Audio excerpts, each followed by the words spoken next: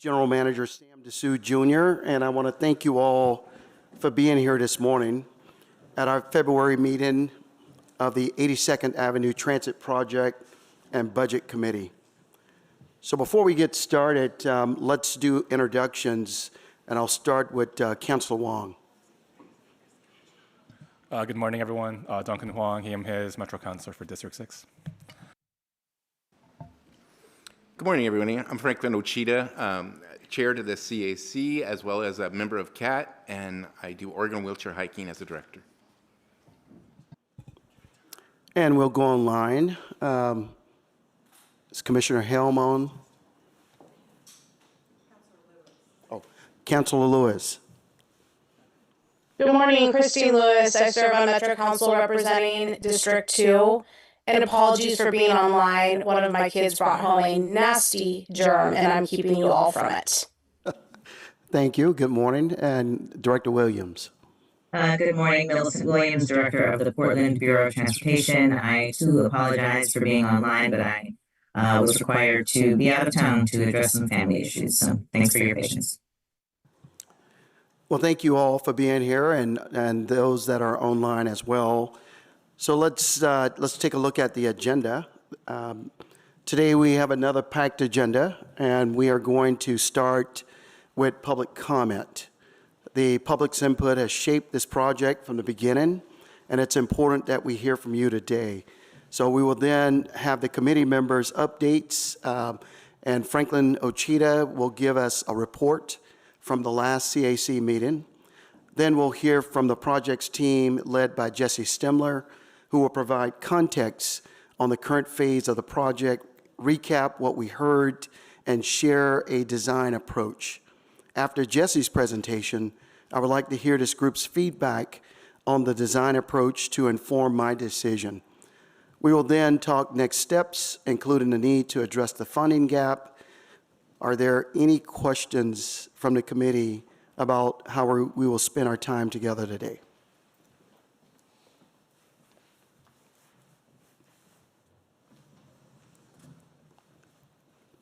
Good morning, Chris. Hi, Sam. If you could just introduce yourself to the public. Hi, Chris Ford, ODOT. Oh, so I have to hit the button. Hi, Chris Ford, ODOT. Okay, thank you. Now let's go ahead and move to public comment. Shabina will call up any guests who've signed up to provide comments. So Shabina. Thank you, Sam. We have 4 folks signed up to give public testimony. We have everyone's testifying in person.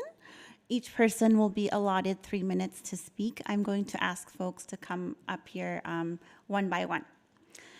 Paulina behind me will be keeping time. When you hear the alarm, your time's up. And let's get started. First, we will hear from Melissa, and after Melissa, we will hear from RJ Shepard. Right there. Yeah, and please turn on your mic when you're going to speak. Thank you.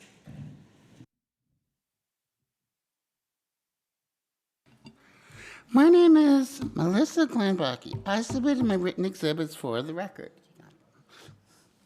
I am here to address the Chinese-style ghost city planning currently infecting the East Side. While the West Side streetcar serves a legitimate utility, the East Side Loop has proven to be a failure of speculative engineering. It serves only 3,100 people while passing empty lots. This is the Concord fallacy, throwing good money after bad because you're too embarrassed to admit that the building for ghosts doesn't work. Now you want to spend $292 million per mile for a streetcar extension to Montgomery Park. Look at Big Pink.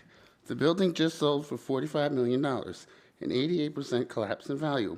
If Oregon's premier skyscraper is 54% vacant, this new extension is a fiscal fantasy.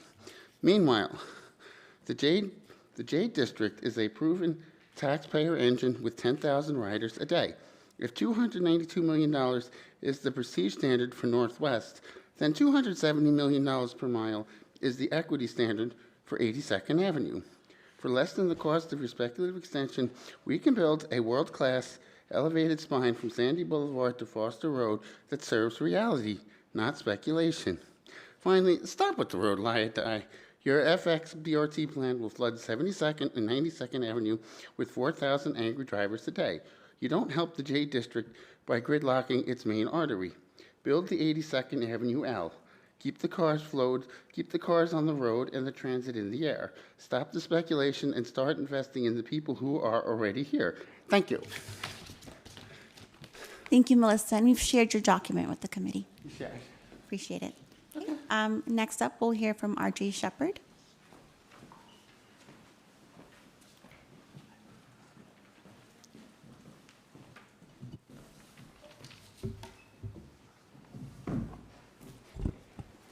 Hi there, committee members. Thank you for the opportunity to testify today. My name is RJ Shepherd. I serve as a board member of AORTA, the Association of Oregon Rail and Transit Advocates, but I'm here speaking on behalf of myself today. I was alerted last night to a Bike Portland comment, which specifically says, quote, maybe you should talk to actual ODOT folks about the info you're posting. This is in reference to the Goldilocks article. About how much bat lanes are that you all are voting on today to move forward with. Quote, several statements made here are inaccurate. The design exemption was already decided to not be needed back at the end of December of last year due to VC ratio policies ODOT adopted regarding the metro area. This is in reference to the Oregon Highway Plans, Table 7, that I've included in my written testimony today. That shows that the vehicle capacity ratio that is allowed in the metro area for main streets, and including Powell and 82nd, is 1.1, which, if we look at the slides previously given last month, it turns out that they are in the slides. Just very, very small print.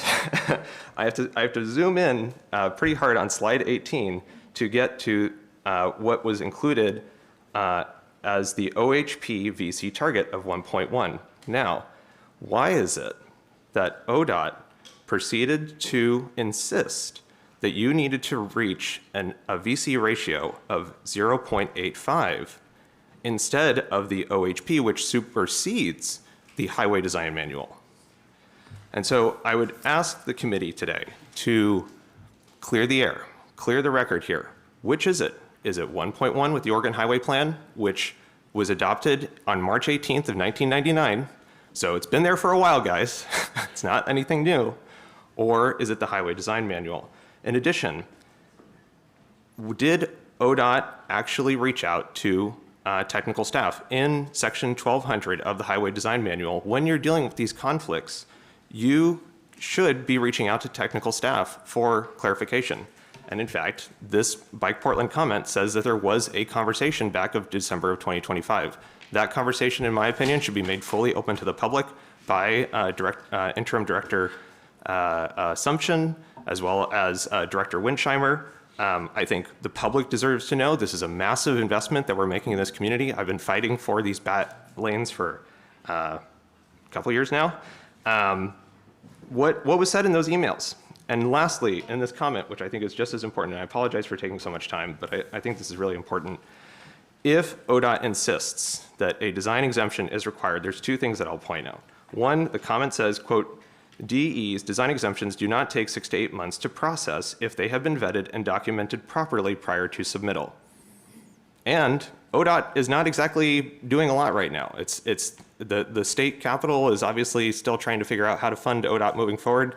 A lot of things are on hold. I imagine there are a lot of engineers just sitting on their hands right now waiting for projects because they don't have anything else to do. So if a design exemption is insisted upon, let's do it. Move it forward. It says here, it doesn't take 6 to 8 months. Thank you very much for your time. I'll leave it at that. Thank you. Thank you, RJ. Next up, we'll hear from Steph McBaron. And then finally, after Steph, we'll hear from Becky Hawkins. Thank you.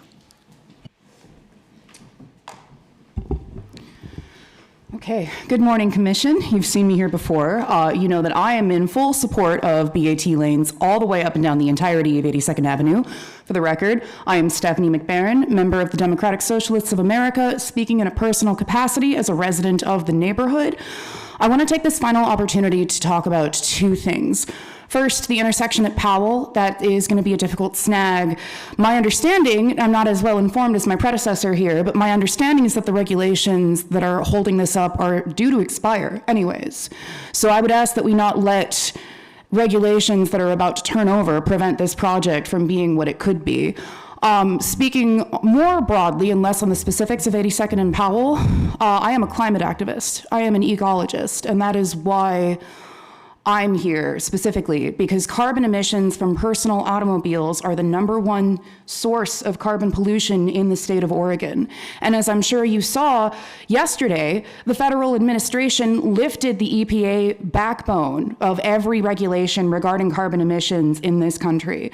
The federal government is not going to protect us from carbon emissions. The federal government is not going to protect us from climate change. And the federal government is not going to bear the necessary responsibility of drawing down personal automobile use so that any of us are still alive and breathing oxygen to use the road in 2075. We need to reduce personal automobile transmission in the state of Oregon. It is a matter of necessity for our very survival. It is not a thing to play around with lightly or kick down the road for future generations to deal with. We have a local place-based opportunity to turn a road that currently primarily focuses on car traffic into a road that is the beating heart of a neighborhood that is localized. And if we do not seize this opportunity, then we fall prey to the same kicking the can down the road philosophy that has put us in the hot seat to begin with, where we cannot trust our own federal government to protect us from climate change and the ravages of storm and fire and flood. Thank you for your time. Check. I cede. Please think about the long term of the people who live here today. Thank you. Thank you, staff. And finally, we'll hear from Becky. Hi, I want to thank the committee for your time. I know you've seen me before, so I know that you know that I know how much time you've put into this project. A lot of my predecessors have said approximately what I was going to say. So I just want to add that a lot of the people that I've been talking with and hearing from feel, I think betrayed is the right word. We're wondering, like, ODOT gave 82nd to the city to decide what to do with it, and it has felt like ODOT is now saying, oh, we found this rule. It'd be a shame if the whole thing got torpedoed just because of a rule that we've now learned is about to expire anyway. I would also like to add that building roads wider, we know that doesn't work. That has been causing more congestion and making it more convenient to drive, and therefore more people drive, and therefore it gets more backed up. Like, that is the only thing that's ever happened when we've made it more convenient to drive. It's very frustrating to feel like we have a chance to make things safer for everyone who's outside of a car, and we're still thinking about the convenience of the people who are taking the least efficient way to move a lot of people around. That's about what I want to, also, before I moved here, when my friend was trying to get me to move here, they had grown up here and they said, the summers are great, they're comfortable, it's beautiful, everyone loves nature. And since I moved here, we've had 100-degree heat waves, branches falling, trees freezing, trees drying out. So I'm probably not the only person who thinks that we need to take very big swings and just have a holistic, different vision of 82nd and Portland more broadly that does not revolve around cars. Thank you.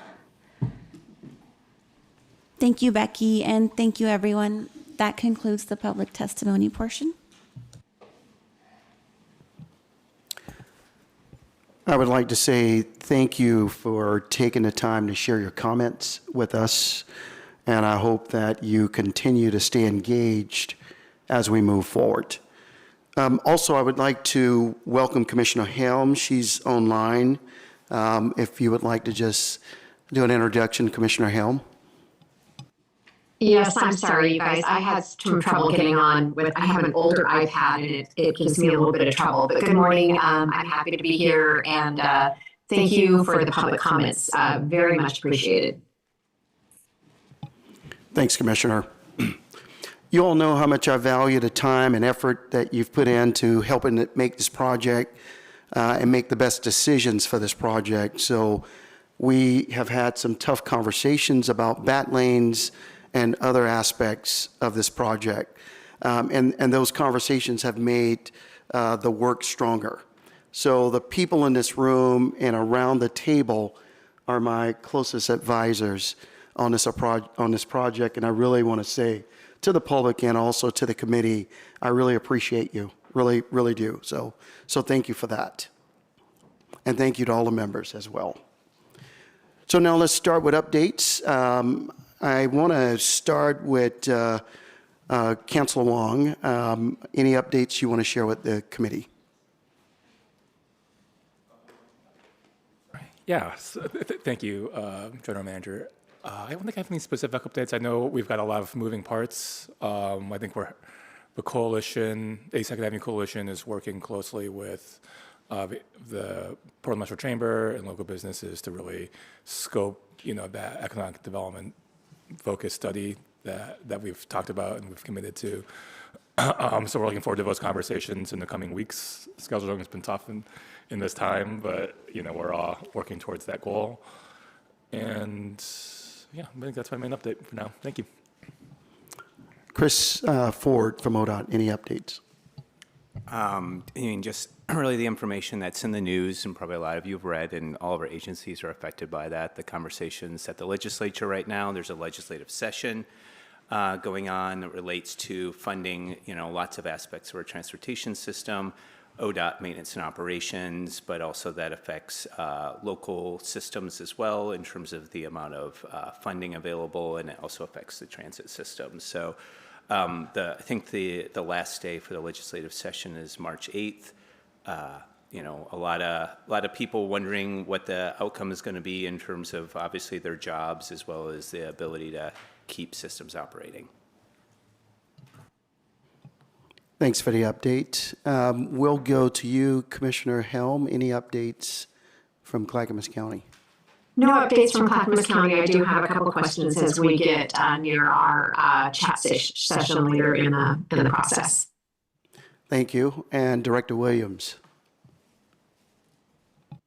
Thank you. Not any real updates as much as it's just a reminder that Justice TriMet and ODOT are faced with needing to determine what's going to be happening in our both immediate futures as well as in the long-term future for our organizations. The Portland Bureau of Transportation is grappling with for yet another year significant budgetary challenges that are informing our approach to a lot of things. They're informing our approach to having critical conversations about how we are going to be working to improve infrastructure throughout the city. And it informs the way that we are talking about overall project delivery and project development. So just wanting to acknowledge that with 82nd Avenue as the backdrop of this conversation, we can almost suggest that much of what we're doing in terms of our conversations and how we're thinking about how we might make adjustments is driven by the types of conversations that are being held around this table and with the community members that we've been engaging over the course of the past several years on this project. But I remain hopeful that as a collection of community members, interest groups, and partners, we'll be able to define solutions for ourselves that will help to sustain us in the communities that we serve into the future. Thanks, Director. And Councilor Lewis from Metro. Sure, I want to start by extending thanks to the TriMet team for hosting the 82nd Avenue corridor field trip just last week.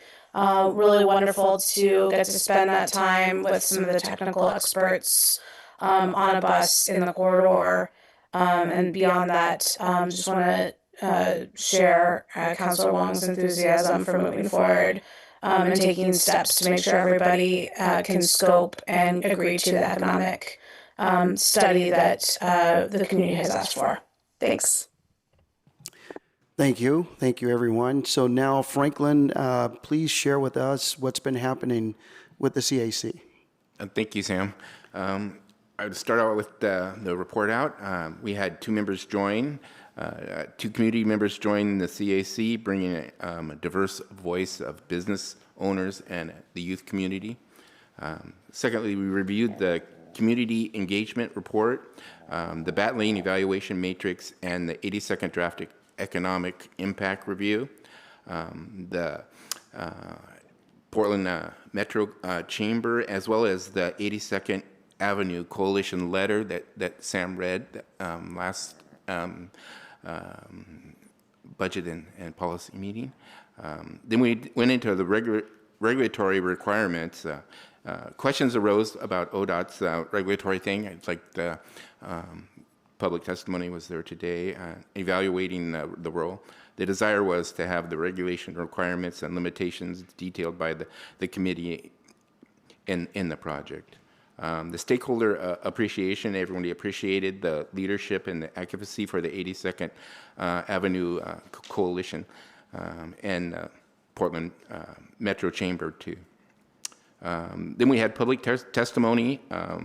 There was some mixed community feedback on bat lanes, some expressing concerns about congestion, safety, and access. Others support more bat lanes, or I would say as much bat lanes as possible. That seems to be the overall consensus, and relative to a lot of questions about ODOT's constraints. Thank you.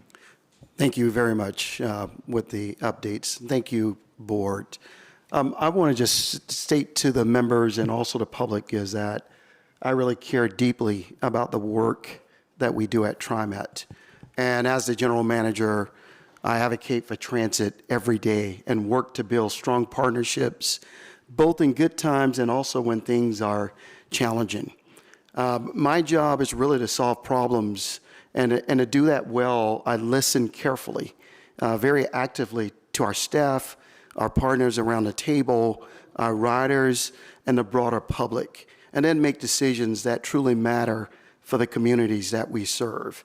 So I would like to take a moment to remember the purpose and the need for this project, which is very critical. This project will not only improve transit service by making it faster and more reliable, it will also deliver attractive, comfortable, well-lit stations, safer crossings, improve access for people along the corridor.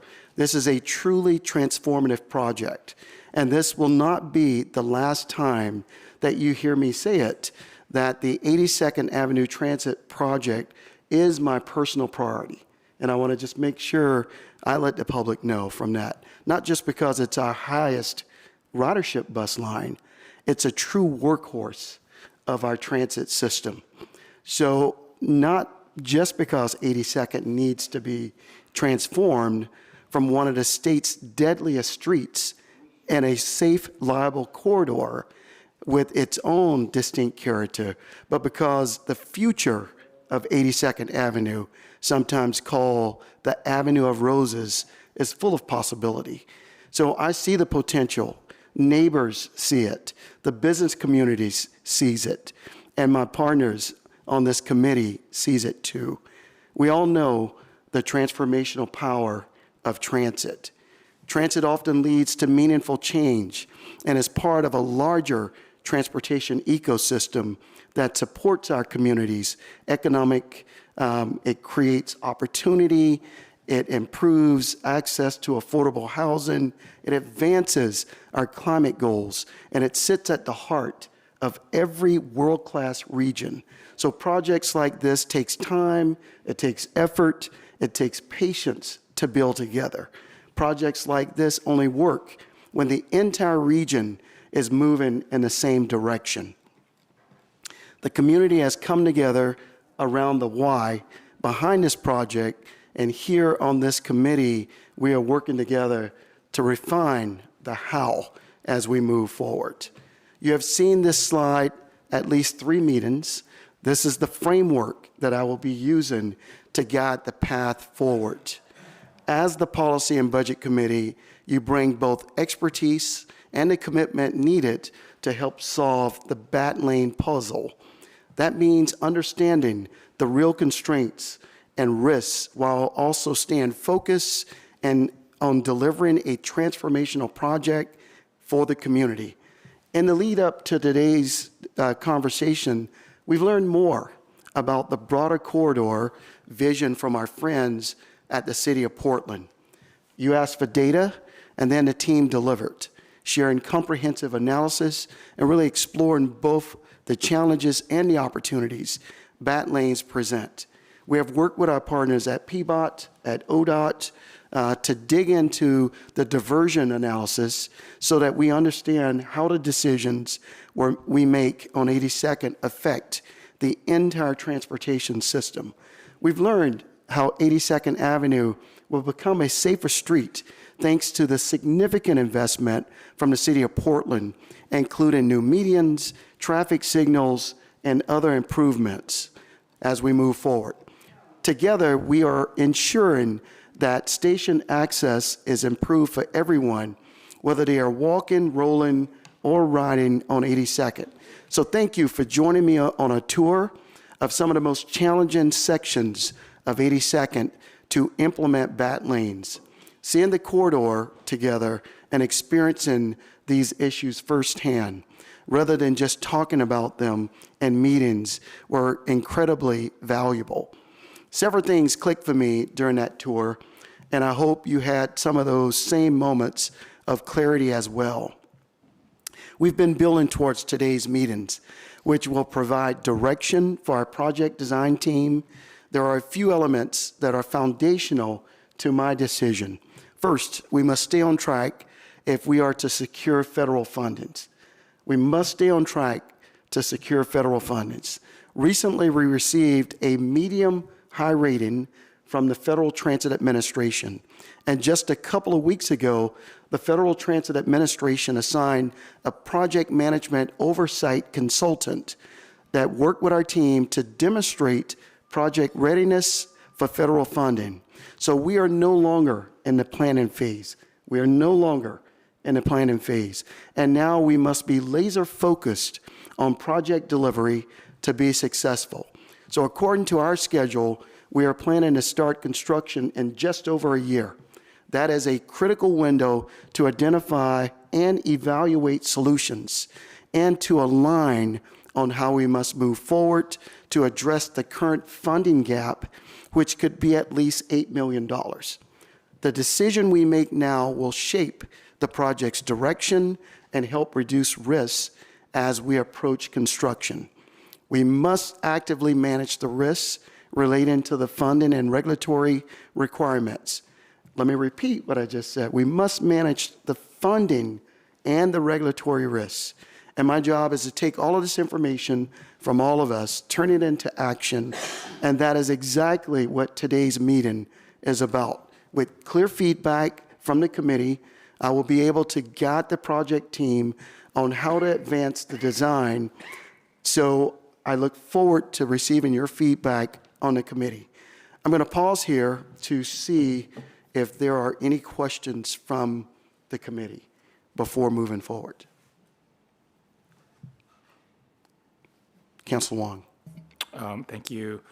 I just want to thank all the testimony, or I'm thankful for all the testimony today. I don't understand the questions around the design standards and exceptions and things like that. And I'm hoping if I could put ODOT on the spot, just is there a response that helps help me understand the issues at hand and our frameworks expiring, or yeah, just is there, can you respond to that, please? I'm going to bring Jesse Stimler up here in just a moment, and he'll answer directly to your question. Any other questions or comments before we move to Jesse's response? Okay, I don't see any at the moment. Thank you for that discussion. So inviting Jesse Stemler, our interim project director, to answer the question and also start your presentation. So I'll turn it over to you. Thank you, General Manager Dessou. Good morning, Policy and Budget Committee. So as part of our process in evaluating BAT lanes, obviously a big part of that is understanding what it means in terms of diversion and congestion. And so that's measured in a V over C, a volume capacity for vehicles. We've been doing extensive coordination with our partners, as General Manager Dessou had mentioned, with PBOT and ODOT, to help establish and be clear about what those thresholds are. And in doing that evaluation, we determined the design exception path and process. And so if you may remember from our last meeting, we had gone through a number of risks from a design exception process. All of them but one location, we felt like there was a path to be able to get an exception and be able to proceed with BAT lanes. That was all with the exception of 82nd and Powell, where a threshold was established at 0.85 that we, in 2045. And what's 0.85? I will turn it over to maybe Chris to help, or some of our technical folks, to talk about the exact measurement and what that number actually means. Hi, and I just want to apologize for being on my phone earlier. Some of you who were here last time saw my planning manager, Neelam Dorman, last time, and she is at home sick. So I wasn't anticipating some of the questions on here, so I was trying to get quick answers, and I'm really sorry. It probably didn't feel good to have that kind of experience, and I was trying to listen and anticipate this. Again, my apology. I'm a land use planner, so some of the technical questions aren't really my thing. That's why I'm turning to people who know more. So, and I used to work for Metro, and it's not a roadway authority. And so I can't speak for places like, PBOT or like the city of Gresham or any place that does that. But there's usually a design manual that the engineers have that say, this is where we start. And ODOT, it's really mostly for ODOT projects, and we have to go through it as well. And our technical services team, there's roadway engineers, there's traffic engineers, they look at something and they say, this is our first line of everything, and these are the standards. This is how things are supposed to work. And so it's actually the highway design manual that sets these targets like 0.85 for types of roadways and types of conditions. And so I don't want to get over my skis, but the public commenter was correct that the Oregon Highway Plan sets these, it's OHP is what that stands for, does set policies at a different V over C. And so as best as I understand it, and we've been consulting, and the TriMet team has been consulting with our technical staff constantly throughout this. They start with the Highway Design Manual. ODOT's own projects have to go through this. I have a project at a different part of the region that's building a tunnel under an interstate, and it has to go through this process. It says, well, the interstate doesn't have a shoulder that's at standard. So your project triggers the HDM, which says that this tunnel needs to build a wider shoulder, and we're like, we're not going to do that, please. And then they're like, well, we'll go through the design exception process. And then what that does is it then takes into account the Oregon Highway Plan. It takes into account the Oregon Transportation Plan. It's very common for our own projects to routinely trigger a design exception process. And it's meant to be fair and to start with, what is the standard with how things should be? It is unfortunately sometimes a long process, and sometimes a process that relies a lot on unique situations. And so that's why I've tried to say, I don't know what will happen. I'm not going to say, yeah, this one will pass and this one won't. I really don't know. I'm not an engineer. And so they take a lot of things into account. And so it starts with the Highway Design Manual. Does this trigger a need for like a more thorough engineering level review? ODOT projects go through it, outside agency projects go through it, and then they determine, can we just say yes? But they have to have an engineering basis for that. And then they look to policy as well. And then they will then say, well, maybe if there is a change, maybe you make it look a little different, or we do something entirely differently. So the last meeting, and I think this worried people, was that there were lists of lots of mitigations, widen this, do that. I will say those came from the consultant team, and that was their view of what would lower those numbers. For those who were here in person, hopefully you also heard, I'm like, I really don't think that widening Powell or widening 82nd is a good mitigation. I don't know what our technical services team would come through, but it doesn't serve people trying to cross those streets safely, and we are already worried about that. And so just because those sort of things are on the table, I don't anticipate those being places that we generally want to go. There's decisions ahead. And so there's a series of gates to go through. There's a highway design manual. Does this pass the highway design manual? Nothing to see here. And the answer to some of these locations is, well, nope, actually it's got to go through the next gate. What will happen through that design exception process, that's where there's risk, and the risk is uncertainty and its timeline. I will say that we're committed to prioritizing to the degree that we can, go back to my last comments around staff and budget, we will prioritize as much as we can the design exception process. I can't promise a certain timeline, but this isn't going to go in the back of the queue. So hopefully that helps without getting too much into it. And again, I'm really sorry about how I handled the situation earlier. I was trying to just prepare for this. Great, thank you. And that's a great answer for being put on the spot. So my understanding is that there's a process to review everything. Okay, and I think I've said before is that I don't want to remove possibilities without considering the full opportunity or all the data and all the analysis. So I just want to reiterate that ask is if we're going to go through an exception process, that we don't take anything off the table until we have all the analysis and decisions before us. This is particularly on Powell, because I understand there's a lot of challenges, a lot of funding decisions, but personally, I just like to see kind of where we land on that, and that we're using the most up-to-date, best framework that we can. I'm not a traffic engineer or a planner, so I'm just relying on technical experts, but that's the outcome I want to see. So thank you. And if I could just provide a little bit more, just on top of that is, you're right, Councillor Wong, we're not taking things off the table. However, we have a robust team that have worked extensively on ODOT projects. They're well-versed in the design exception process.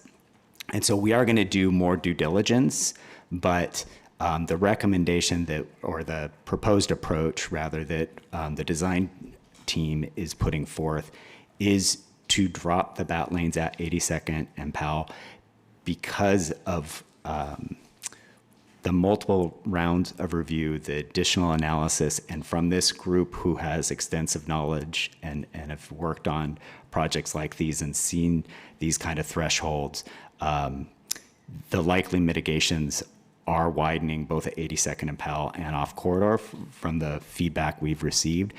We will do some due diligence to confirm, and we are already been doing a lot of coordination, obviously, with ODOT, but the design approach is to do some due diligence, but it really is to drop the BAT lanes at 82nd and Powell, just given the timeline, the schedule, and the risk that it introduces to our project schedule.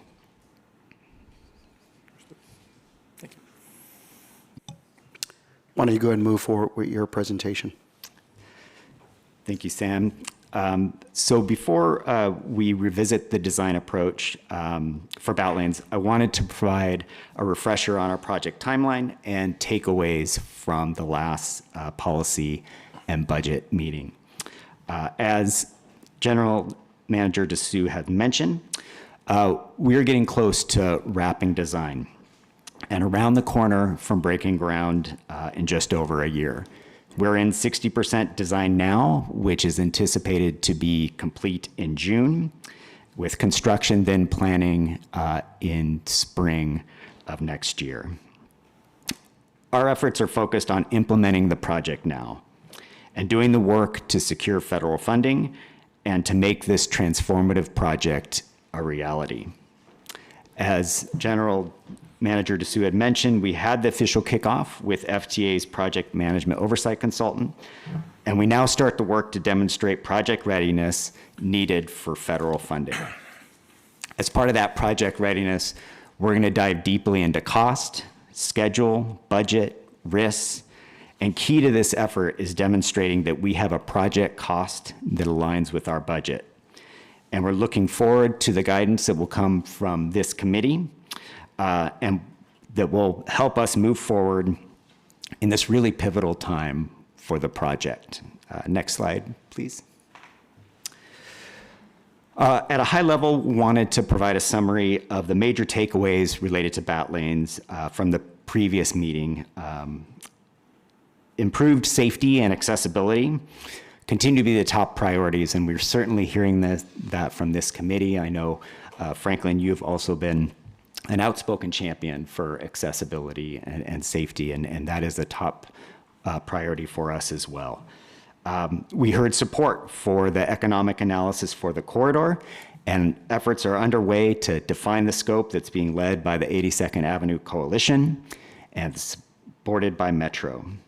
And at its foundation, we shared the project, all of the transit tools, the suite of tools that we're using to improve transit travel times and reliability, with BAT lanes building on those tools, providing that reliability long-term that we know is so important for a corridor like this, and helping to preserve that reliability for a transit line that we know so many of our community depend on to get to for their everyday needs. We shared a design approach to maximize the BAT lanes while taking into account the community and business feedback and considerations we've been hearing, recognizing the regulatory risks that are associated with diversion and congestion, including those high risks to the project we saw associated with 82nd and Powell. And lastly, in that approach that we had shared last time, we had emphasized the need to retain the flexibility with the possibility of possibly further reducing BAT lanes, either because a funding gap remains that's significant or in response to regulatory requirements. So here is the shared proposed design approach in the slide today that summarizes that approach. Again, it is to maximize BAT lanes to the greatest extent possible. This includes the minor widening at Stark and Washington that we had shared last month. Most prominently, that widening's at mid-block with a few feet of widening at the crossing. We would, in this approach, drop the BAT lanes at 82nd and Powell, given the high risk that we identified to the project associated with the regulatory requirements, the implications on schedule, cost, and the potential to widen not only at 82nd and Powell, but off corridor, possibly at 92nd and Powell, due to diversion.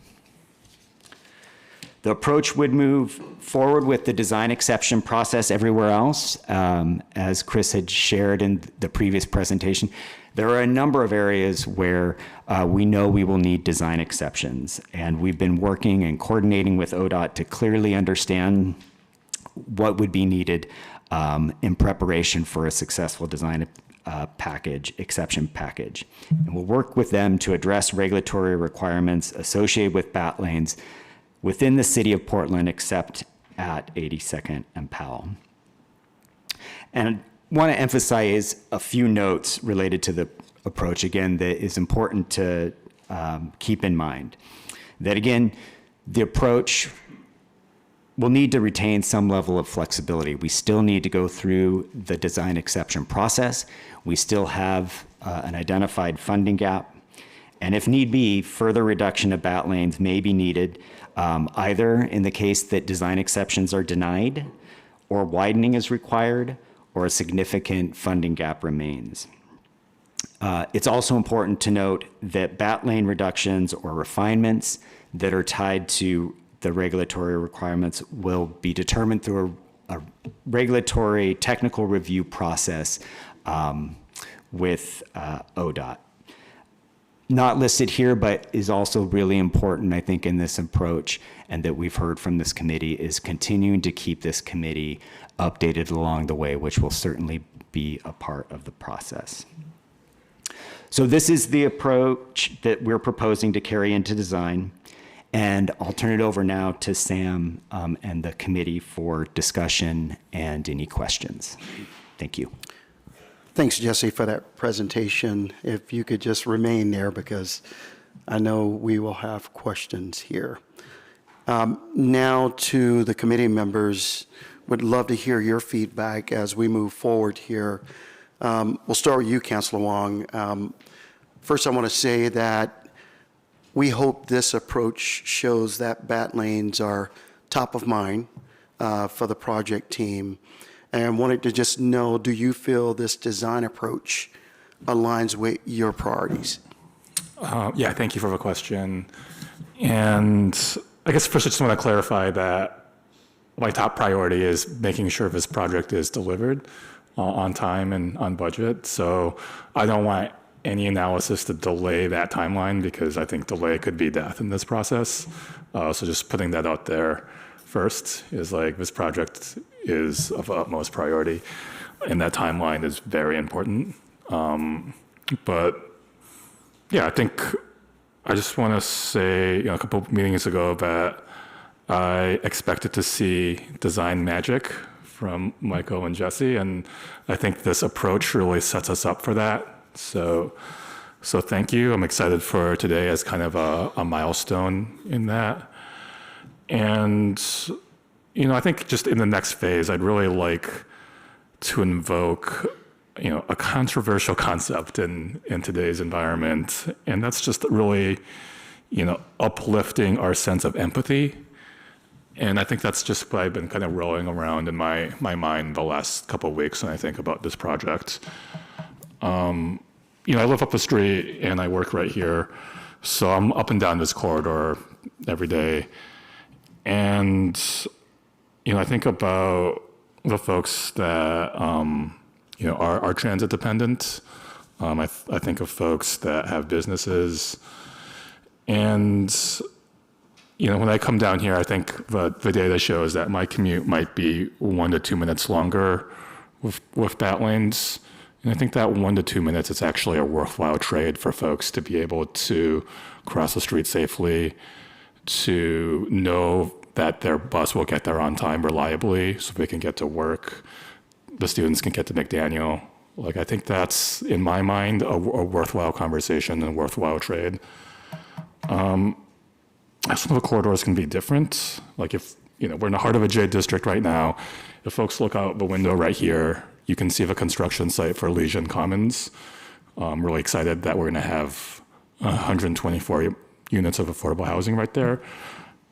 But we've got 32 parking spots. And across the street on Division, we have the Orchards of 82nd, 48 units of affordable housing. I think we have 12 parking spots.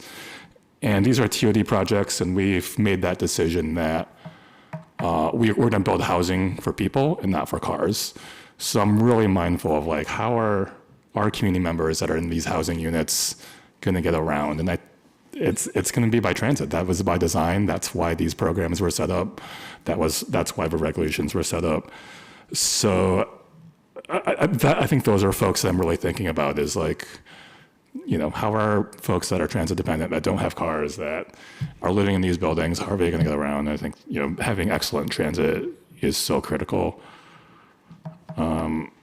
I also know that it's going to be a challenging time for businesses, and I want that same sense of empathy for our local business community. Like I've said before, it's not a win to have transit, but our businesses are all gone. Like, we lose what makes this place special.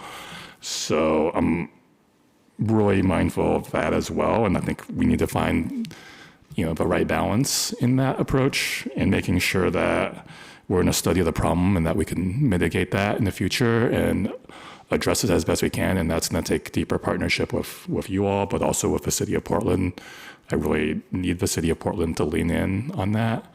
So that's something that I'm going to be really focused and mindful on, is, our economic development agencies really need to be leaning in and playing a really strong role here, and we can mitigate some of that by design, but that only goes so far. It requires a holistic approach, so I'm really thinking about that. So I'm just saying those my commitments.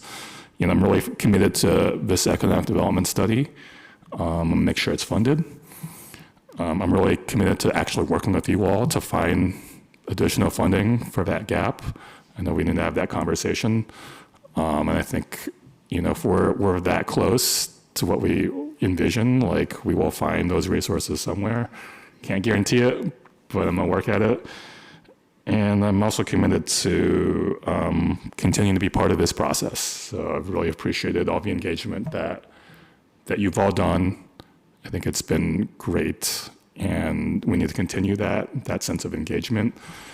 But I'm just really excited to be here. Today's a milestone. I think everyone should be really proud of themselves. And I really want to thank all the advocates that came in to speak about this project, both, from the coalition, from the DSA, from a PSA or PMC, a lot of acronyms. But a lot of people weighed in and brought their perspectives. And I think that's what that has made this a better project, right? Like all these perspectives coming together. And I think we're all looking for the same thing in many ways. But I think that advocacy has made a huge difference between where we started and where we are today. So I don't want to lose that sense either going forward. But I think, we're all working towards the best project that we can. So let's go. But thank you all. And I'm really excited for where we are today. I appreciate your feedback. Thank you very much.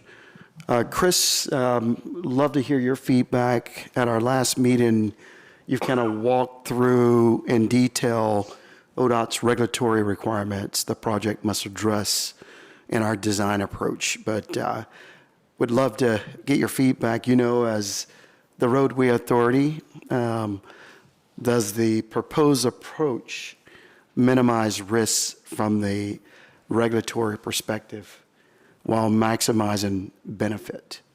Would love to get your thoughts there.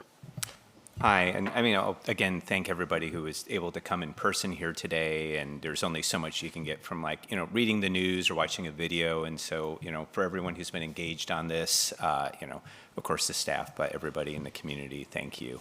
I'll basically recap what I said last time, which is a range of things. I think one of the most important things, and I'll try to reiterate this at the end of what I'm saying, is to take a step back and take a deep breath. Like if you take the bat lane component out of this, this is a really good project. It does a tremendous amount for people in terms of making transit easier and safer to access. It will make the transit system work better. It should help to bring more energy and community development to 82nd Avenue. It's a really good project, and I remember hearing that from the FTA Regional Administrator, Federal Transit Administration, when they came to visit. And so I think it's, these sort of concepts like the bat lanes are often difficult. I think the Van Ness BRT system in San Francisco went through a 7-year process to determine whether or not to do bat lanes and how to design it. And there were other aspects to that as well. We've moved through this relatively quickly. I'm not saying that it should take 7 years, but this has been a relatively time-focused process. And I don't want to say it's a shame, but if I think back a year ago, there was a lot of positive vibes around this project and excitement. And I just hope that going forward, we can get back there as well. Councilor Huang, you said some great things about this and about what it can do for the community and the transformative aspect of it. And that's why I say this is a really good project. And then there's also the bat lanes. And because it's, this was already really good. And so I just want everybody to also remember that and just take that deep breath and say, and let's make something transformative move forward. I've worked for a lot of different places, including Metro, and, transit's also very important to ODOT. This is not a state, and this is not a system overall. We're adding a lot of roadway capacity in general, to freeways, to roadways. Widenings and expansions are pretty uncommon, and they tend to be big news items. This is not like it is in other states. And so one of the most important things is beyond the Oregon Transportation Plan and beyond the fact that we're also just planners and people who want things to work well, is that we need to get the most out of our system. We need to make sure that it works really well because we're really not adding to it. There aren't the funds for it. There isn't generally the desire for it. And so a lot of the caution at times that you hear from ODOT around situations is like, we need to make sure that the system is working really well for all modes as much as it can be balanced. And so tried to take what I hope is a fair approach. It hasn't made everybody happy. You could say that if you make everybody unhappy, then you did it right. But there are a lot of concerns about diversion that would come from bat lanes. And, you know, we could have handled that on a kind of generalized approach, but we worked with Metro staff and with TriMet staff to say, let's set thresholds and let's analyze this and say, what is going to actually happen in terms of diversion due to bat lanes? And so I can say, and you've heard me say this before, ODOT's preference is no bat lanes because it squeezes a system that already doesn't have a lot of capacity and isn't going to get a lot more added to it. And that system is, in terms of north-south roads, it's 82nd, it's 92nd in parts, it's I-205 in particular, it's 102nd in parts. And so this does change the capacity of that system. It shifts some things to different modes, but it also just takes some away. And so we did a measurement, and we came back and we said, we want to understand, will this pass certain numeric quantitative targets on Interstate 205? Will this create safety problems at I-205 off-ramps? Will this create problems at I-205 on-ramps? And I came back and said, no. It will shift travel to those places. They will get more congested. They won't work as well. And if you remember last time, if you're going southbound on I-205, when you exit to try to get to Powell, it's going to be a long wait at times. Middle of the night, no. But, you know, at the afternoon rush hour, yeah, there can be really big backups there. And as we saw, there's going to be big backups on 82nd and 92nd. But we're not coming and saying you got to do something about it because we don't have a threshold. We don't have a policy standard for that. We want everybody to know, because you should know before you make decisions, the good and the bad. We've also heard the good, the speed up for transit providers, the increased reliability in the long term, and the ability to plan your trip better. And so these things are all in balance. So I would say is our preference would be, just based on the limits to the overall system, our preference is no bat lanes. You heard my recommendation, which was given the performance of particularly the Powell and 82nd intersection, to look to draw back bat lanes from there. And our hope is that also allows the 92nd and Powell intersection to perform better, which frankly, there's pretty substantial effects on the PBOT system there, but it's not our roadway, so that's for that agency to worry about. But you know, overall, I think that what you have here is something that is trying to balance what is best for our transit system. Meanwhile, what would create problems that would just mess up everything in terms of timelines. Let's get this thing built. Let's get it going. I totally agree with that. Time is money, and we really want to move forward and get this thing funded. And we also know that because this will be almost certainly or hopefully a federally transit administration funded project, we need that to move forward. Then it becomes a federal project, and they may have their own design requirements or adjustments. We don't even know those yet. So we're always going to have to be flexible to understand. And we have these great conversations going between Clackamas County staff, Metro staff, TriMet staff, ODOT staff, PBOT staff. And we're all committed to continuing to work things out. There's so much that continues to happen to say, can you do that? Or can you help me out? Or can you explain this? And you don't see that at this table, but like we all get along really well, and we all meet up when we try to figure things out. And so I think that'll go forward. So what I will say is this approach forward works. You've heard my agency's preference, you've heard our recommendation, and I think that that takes that into account. Thanks, Chris, for your feedback. Really appreciate that. Councilor Lewis, would love to hear your feedback. We heard your interest and ensuring that the Policy and Budget Committee members continue to be updated as we move through the future of the design development. I want to let you know that you have my commitment that we will provide regular updates both in and also outside of meetings so that we have the information you need to understand the constraints and impacts of my decision. So more information will come. And want to just also thank you and everyone around the table. You've been a consistent champion for the future of 82nd Avenue and the planned transit and safety improvements along the corridor. So would love to hear your feedback and your interest. Sure. Thank you very much, Director. I really appreciate, in particular, that I have been heard on that request, that this is not just a recommendation that goes off into your shop, but that you consider ways to keep us engaged. So I hear that and wholeheartedly look forward to future work. But in regard to the approach that's been outlined, I'm generally supportive. I look at 82nd Avenue and I see Oregon's greatest Main Street. It pains me to say that because I like Willamette Main Street, which is walking distance from my house. That's the one that I lift up and trumpet at every opportunity. But 82nd is the Main Street of East Portland. And Main Street means it's a place for people. It's a place for commerce. It's a place where you want to cross the street, not just go down the street. And that's the standard that I look to as I think about these improvements. I also think that in our minds, a lot of times when we think about a Main Street, we think about preservation and keeping it. But it's also a place, Main Streets are places of innovation.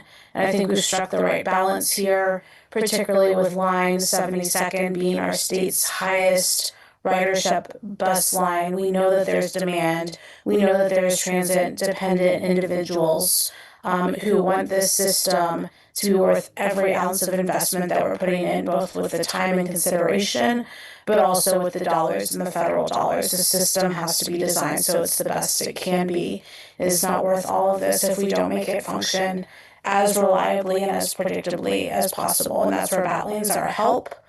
But at the point at which a BATLane starts to introduce too much risk to slow down the project, I agree, we just have to move forward. Partners are committed to investing here, and we're committed to the LPA. We want to improve service and make this line so that people can count on taking transit to get where they need to go. If we can get it right here, I think it'll have ripple effects across the system where we need more dependability. We need more people who are excited to take transit. The reliability is essential, but so is trust that people can have a safe trip. So this design approach you shared today shows that the team is mindful of these risks and challenges. We don't want to put this entire project at risk. But we need to not just completely lean away when there's a challenging intersection. So I'm happy to see that we're pushing for the best, most reliable project that we can get. And I'm confident that you've heard our feedback and that your team is taking it into account. Thank you. Thank you, Councilor, for your feedback. Really appreciate that. Director Williams, we share a vision for building a better 82nd with a shared project scope and construction contractor. And you've emphasized your support for maximizing BATLanes while ensuring that this project stays on track to secure federal funding and be successfully delivered to our community. So would love to hear your feedback and wanted to make sure that are we on the right approach? Well, thank you, General Manager Sue. I first would like to take a moment to thank TriMet, your team, and the entire project team for getting us to this point. We know it has been, at many points, rather difficult and required an extra level of care. And there are things that those of us sitting around this table that we brought forward and has been acknowledged by Councilor Lewis. You've heard us and you've been responsive. And so we appreciate that. I appreciate that. And for taking the time necessary to complete the technical analysis, again, to listen and re-listen or to re-examine the listening to stakeholders and to hold additional meetings, outreach, and conversations, critical conversations, which I think got us to some interesting points in this project, even at the last time that we came together, where we saw those who were perhaps questioning how effective we would be able to be in this work coming to the table as partners. And so I just wanted to say thank you. I also want to thank the community members, business owners, and advocates who've made sure that their voices are heard. All of this has helped us to demonstrate what a fantastic project we have before us and how critical it is to deliver. We need to deliver the project and deliver the project right. The right project is one that advances community goals and delivers on the promise of transformation. It is also one that stays on schedule and budget to not jeopardize funding or delay implementation of critical improvements. That means balance. Balance between community priorities, regulatory constraints, costs, and deliverability. We continue to view this project across safety, access, traffic operations, equity, and feasibility, as well as transit travel time and project delivery risks. So with that, my response is yes. I believe that the proposed bat lane design approach appropriately minimizes risks and maximizes benefits. In terms of seeing the city's shared interests, I do have a few comments. First, as the roadway authority, we are supportive of this approach. The community-led vision for building a better 82nd Avenue is an important part of the context for lane allocation and why we are comfortable with full bat extents. We recognize the importance of lane allocation, transit priority, and safety in terms of our ability to support the daily needs of the corridor while building on the community's priorities and the city's transportation goals for a thriving 82nd Avenue, and not just PDOT's goals, but the city's goals as well. However, the concession to reduce bat lanes at Powell to address ODOT regulatory constraints, in terms of what I understand, is that even with this approach, there is still ODOT schedule risk and uncertainty, and so I would like for us to continue to work closely with ODOT to understand, to the extent that we are wanting to explore while moving forward, that we're able to have the conversation, continued conversation and commitment around how we make sure that any evaluation that needs to happen to ensure that we can get to the most bat that we can in this corridor continues to happen. So with this design approach, the 82nd Avenue corridor will be the city's largest investment in transit priority treatments with a cumulatively 14 miles of bat. That is something to celebrate. However, I would like to challenge our partners to continue to work collaboratively on how the roughly 14 miles of bat lanes will be operationalized, potential impacts minimized or mitigated, and benefits maximized for opening day and beyond. This means we need to monitor performance and engage people riding transit after implementation. And TriMet should be prepared to consider greater frequency as ridership increases. And I know that that's something that we're, as partners, talking about even today in the face of budget crises that we are all facing. PBOT is reserving a small part of our financial contribution from the jurisdictional transfer to ensure neighborhood streets function safely post-project, and we also need to keep economic impacts front and center, as has been lifted up multiple times. Construction is hard on small businesses. They're feeling it today, and they need community support. That means showing up as customers and making sure businesses are aware of existing resources like Prosper Portland's Inclusive Business Resource Network, the Office of Small Business, and PSEF-funded grants like the Building Energy Efficient Grant, which prioritizes businesses along 82nd to support upgrades to energy efficient systems at low or no cost. So in closing, I again want to thank everyone that's been a part of this process. We understand that this proposed approach means that the project will enter 60% design with a budget gap. And while the gap can be minimized in pulling back some of the highest ODOT mitigation areas, for example, Powell, the gap remains. The top priority should be to work collaboratively on project design and find savings where possible. The city's team is a partner in this work. We remain a committed partner in delivering critical safety and access to transit improvements to the corridor. And with that, I'll close my comments. Thank you, Director Williams. Really appreciate your comments. Thank you.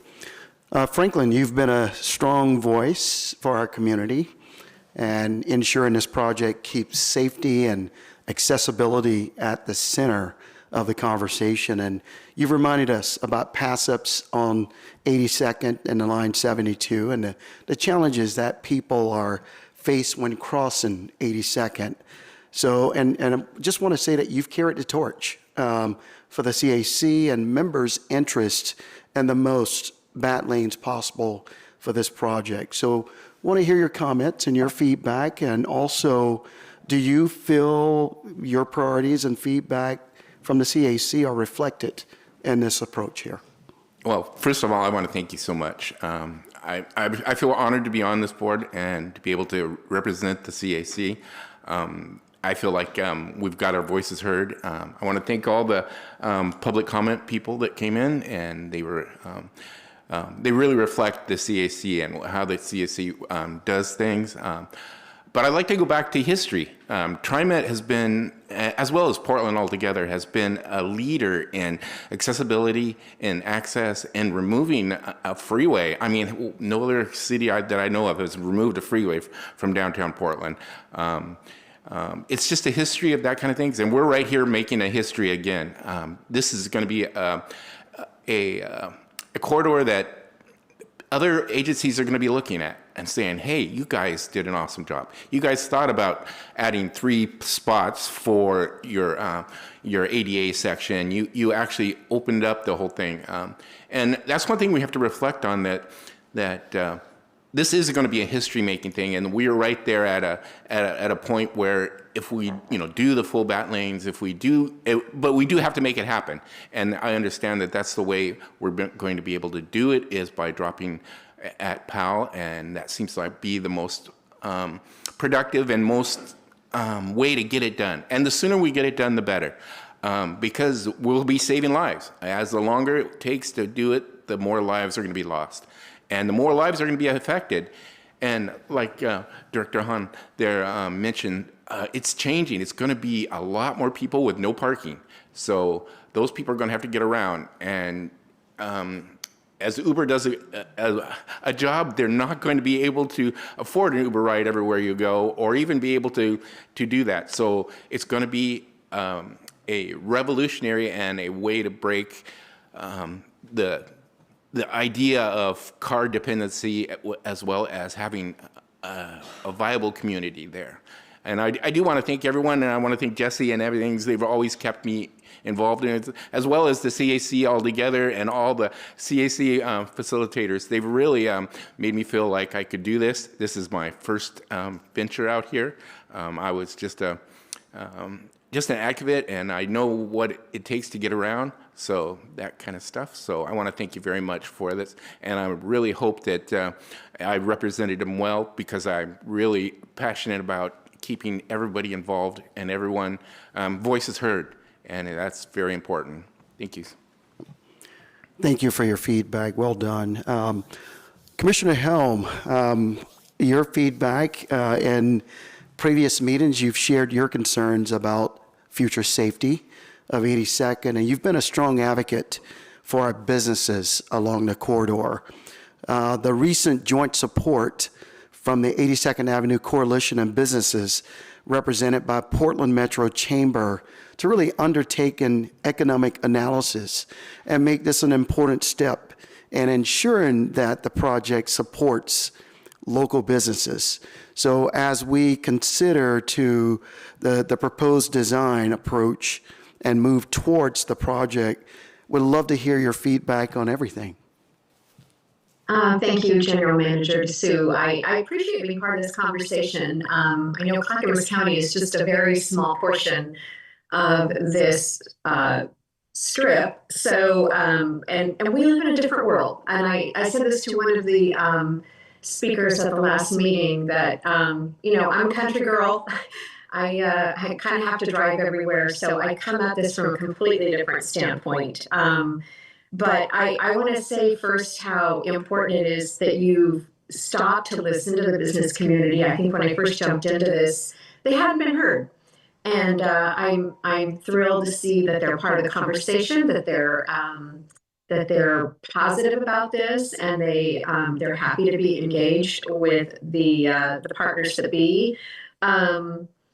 I do want to echo much of what Councillor Huang said, and I don't want to repeat a lot, but there's a lot of great things about this project. I no doubt the reliability of it, the safety, the importance of all those things. I understand all that. It's hugely important. But I also want to say I echo what Chris said, that I think the base project of this without the bat lanes, it's still a great project. And I would say that that's kind of been my biggest heartburn but again, I understand the point of view from those for movement, for reliability, it's key to the entire project. So there's a lot of trade-offs. Diversion and funding are my two biggest concerns still. Maybe not in that order. And I hope that we can see the gaps filled between now and the end of the design project. And I know that there's a lot of great work going on trying to get that done.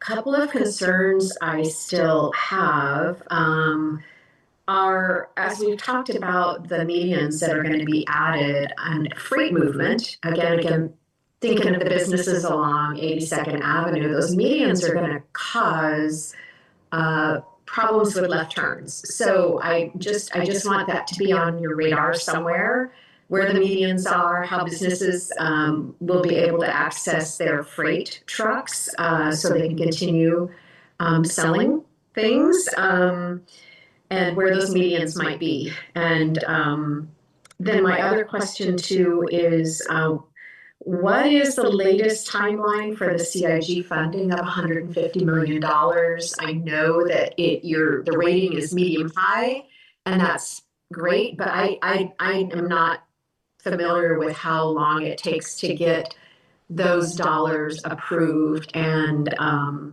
I realize we must keep marching forward on the project regardless until the check is in hand. But if you can kind of help me out with that too. But I would say, just kind of in a nutshell, Clackamas County prefers the no bat lanes option. It seems to be the more fiscally responsible thing to do, and will take care of a majority of the issues along 82nd Avenue. Thank you for your time. Well, thank you, Commissioner. Really appreciate the feedback. I'm going to turn to Jesse to see if you have any responses to Commissioner Helm's questions. Absolutely. Thank you, Sam. So Commissioner Hellman, response to the funding timeline. So we had talked about the work we're doing now with FTA as we go into working closely with them to demonstrate project readiness. And so we start that work in May. I have a timeline that I'll share at the end of today's meeting that will provide additional clarity. But we will go into that process starting in May with FTA. It is at that time we start a Small Starts Grant Agreement application, and we work closely to pull together all the materials to finalize and submit that to FTA after working with their consultant in the fall. And currently in the current schedule we are calling out for a grant agreement to be received in spring of next year. So that's the general timeline of what we're looking at. We're really focused in the near term now and doing those immediate next steps with the FTA to demonstrate that project readiness and be prepared to demonstrate we're ready for that funding and putting all of our materials together. Thank you. I would like to thank the committee for your thoughtful feedback. Want to just put out, are there any further final thoughts before we move to the next steps? Okay, I want to thank you. I feel that direction is clear that's been given, and I'll just go ahead and move to our next step.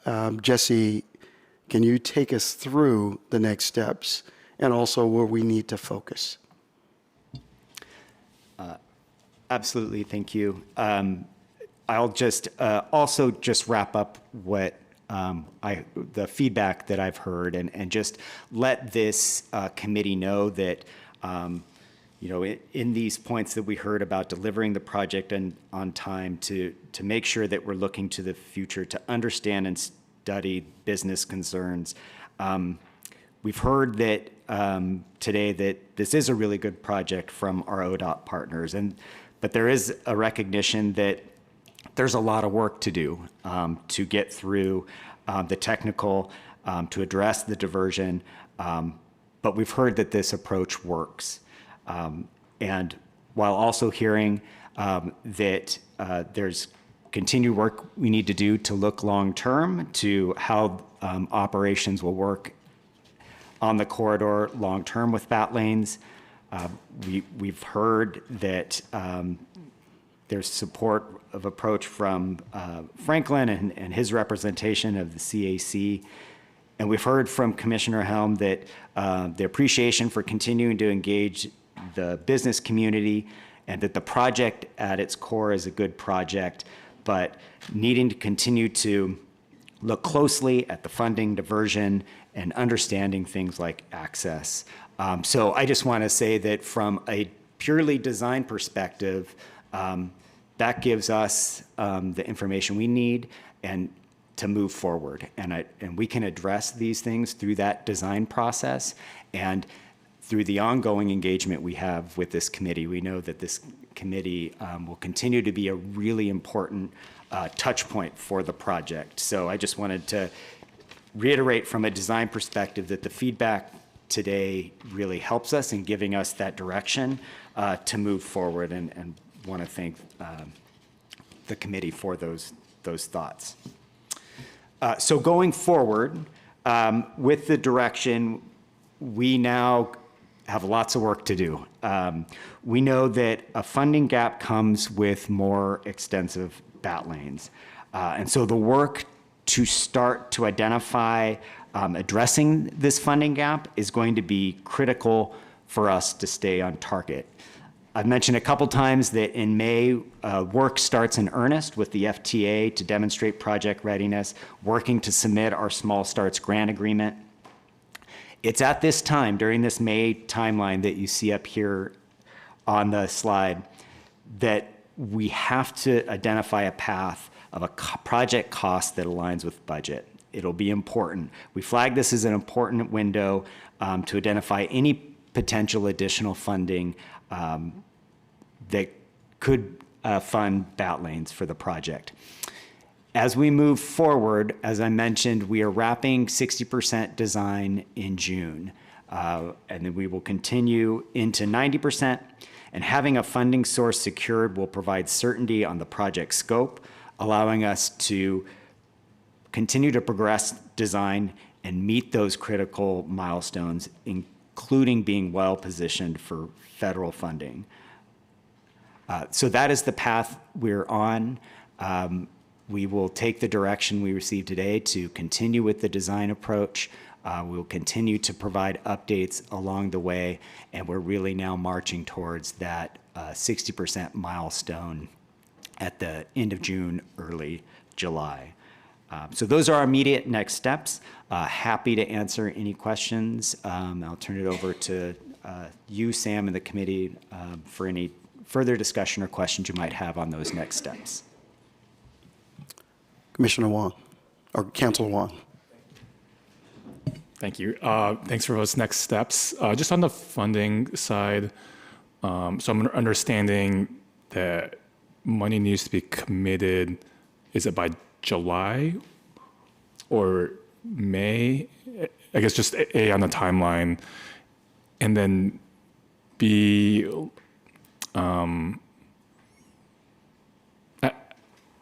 I think I'm taking some issue with like BAT lanes not being central to the project, so that if we don't have money, that's the first to go. So I just want to like reframe that conversation a little bit of like where else can we do value engineering so that that's not the first thing on the chopping block. Like I'm committed to go find more resources, Just wanting to know kind of like the timeline, and also in our application to the FTA, like, does everything have to be there at what point? And is it like, if we are able to find money after July, is it like, can you do add-ons? So like, what is the base project that you have to bring to FTA and what needs to be in there? I'm just trying to understand the timeline for fundraising. Like, I'm gonna go do a bake sale or something, but. Thank you for the question, Councilor Wong. And I'll start, and I'll ask Michael to also chime in as he's gone through this process in detail with FTA, so he can help provide any additional detail. In terms of the funding timeline, so as we start to get into these work sessions with FTA, and we're working through all aspects of the project, and they're really diving into what are the risks of the project, where is the budget, where are you aligned, and how are you thinking about risks? Funding and budget will be a really core piece of those conversations. And so being able to identify funding, any additional funding to the project really helps propel that conversation forward, and helps us because we're starting that Small Starts grant agreement as well. Having the funding identified in that May timeline when we're doing that work, we feel is really important for that conversation. And then as we move into July and we're progressing design, we're having to lock in that scope. Again, from a schedule perspective, risk perspective, having those funds committed at that time, we feel like is a really important timeline. And then just also wanted to go back to also something you had mentioned. We agree, bat lanes are a really important piece to this project. And we've done a lot of work to understand and cost to date what are those fundamental elements that are absolutely required for federal funding. And so while we consider bat lanes to be core to that project, we have been doing work to understand and isolate these costs so that we know what is required from an FTA perspective, what's in that quote unquote fundamental kind of core project, and then what is the bat lane component and what are the costs associated. So one of the things that you see here that we didn't really get into is we went through a multiple week work session with FTA to understand what are some value engineering opportunities for the project? Where are those places that we could find additional budget capacity? And we know that we'll continue to see budget pressures for the project outside of the bat lane conversation.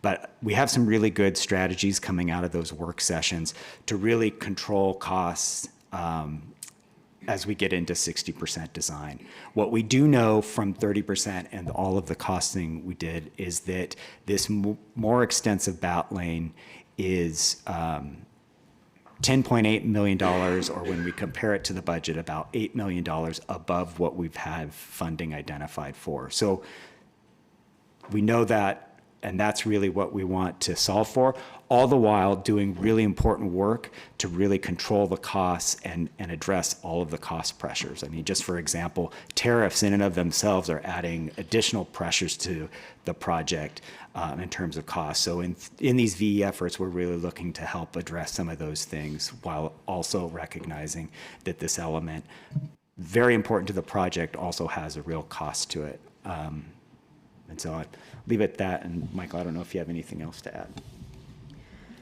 Yeah, I'll just add one thing as it relates to the federal process, because I think it helped for us as a project team frame urgency.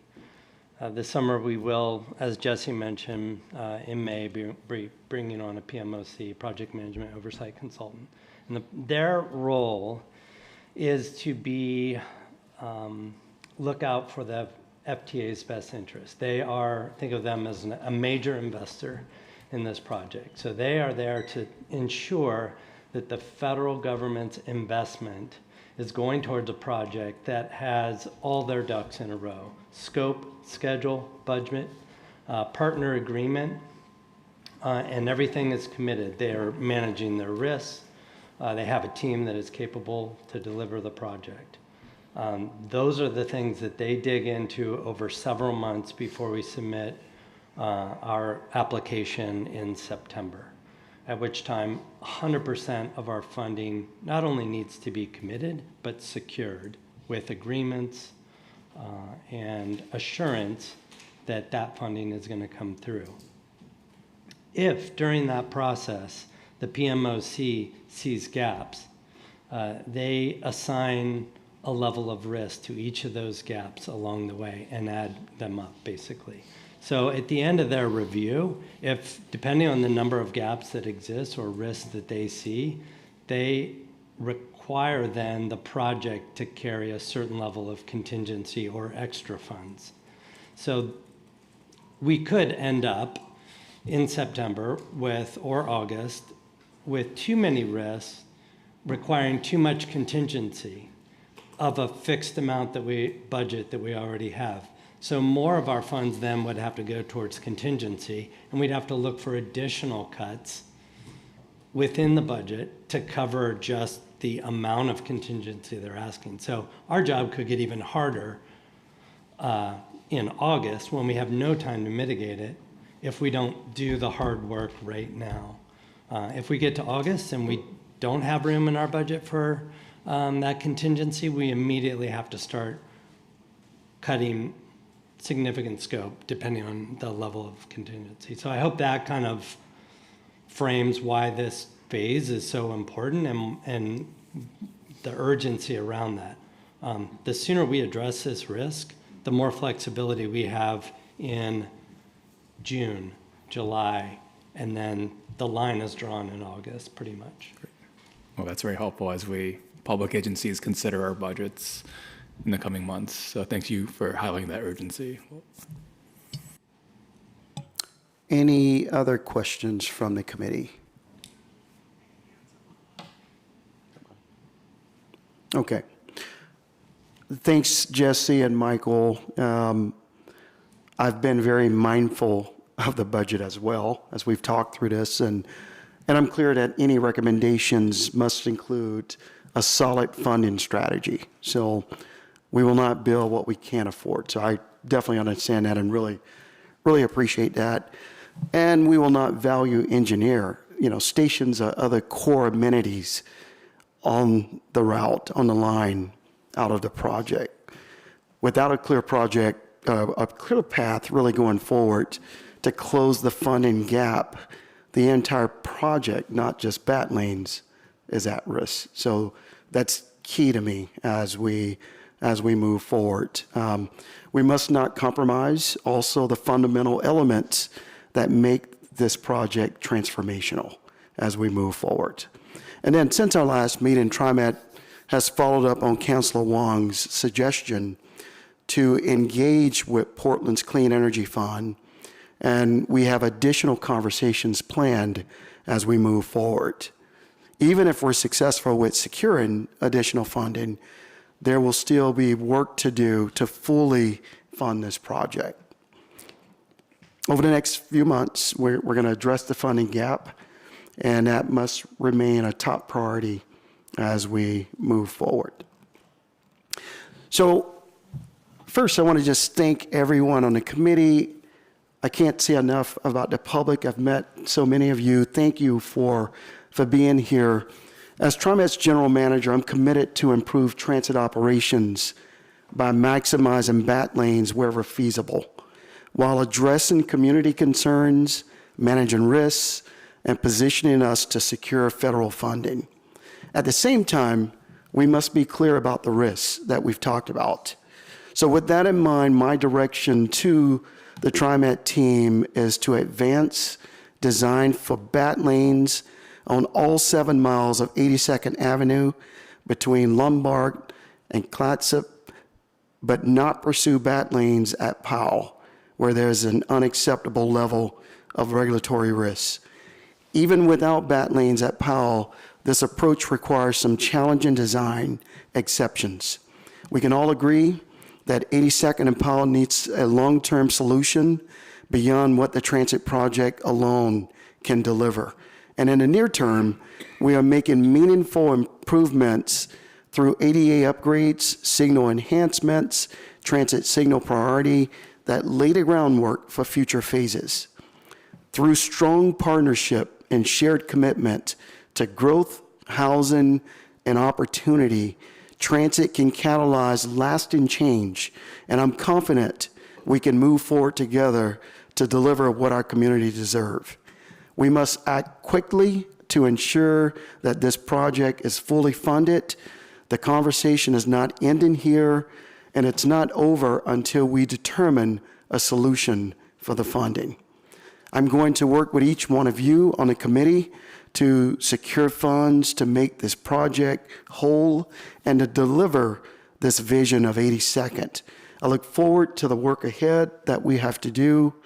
Bat lanes are a win for transit, and this is the right decision for the project. So I really want to just thank you all again. I can't thank you enough. Staff, the public, our committee. As we look ahead here to move forward, we will most likely not meet in March because there's a lot of work that needs to take place. Once we have a date for the next meeting, details will be shared on the project website, and that's trimet.org/82nd. I want to personally thank you again for joining us this morning to really talk about this project and how key and core it is and vital to our future. We could not do the hard work without you. Thank you so much, and have a great day.